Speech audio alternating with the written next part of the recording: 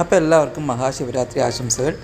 അപ്പോൾ നമ്മളിന്ന് ശിവരാത്രി ആയിട്ട് പാൽ ഹൽവയാണ് സ്പെഷ്യലായിട്ട് ഉണ്ടാക്കാൻ പോകുന്നത്. വെറും 4 ഇൻഗ്രീഡിയൻസ് വെച്ചിട്ടാണ് ഇത് ഉണ്ടാക്കുന്നത്.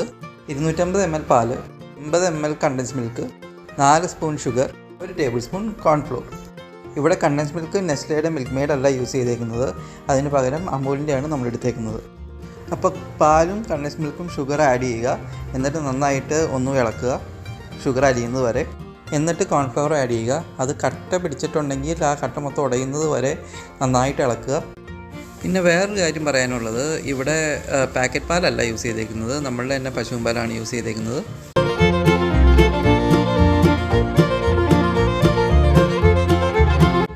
അപ്പോൾ നന്നായിട്ട് കട്ടയൊക്കെ ഉടഞ്ഞ് ഡിസോൾവ് ആയിട്ടുണ്ട്.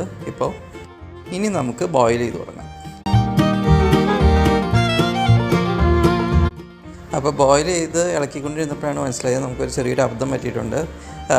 ഇത് നോൺ സ്റ്റിക്കിലാണ് ശരിക്കും ഉണ്ടാക്കുന്നത്, അല്ലെങ്കിൽ അടി പിടിച്ച് തുടങ്ങും. അപ്പോൾ നിങ്ങളെല്ലാവരും നോൺ സ്റ്റിക്ക് യൂസ് ചെയ്യുക.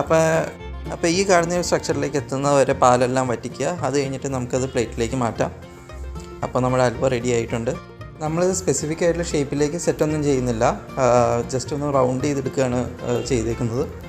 വെറും 4 ഇൻഗ്രീഡിയൻസ് വെച്ചിട്ട് നമുക്ക് ഉണ്ടാക്കാൻ പറ്റുന്ന വളരെ എളുപ്പമായിട്ടുള്ളൊരു സംഭവമാണ് പാൽ ഹൽവ.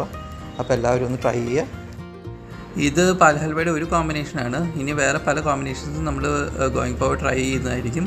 അപ്പോൾ എല്ലാവരും ചാനൽ സബ്സ്ക്രൈബ് ചെയ്യുക. നിങ്ങളുടെ കമൻസ് എല്ലാം കമൻറ്റ് ബോക്സിൽ ഇടുക.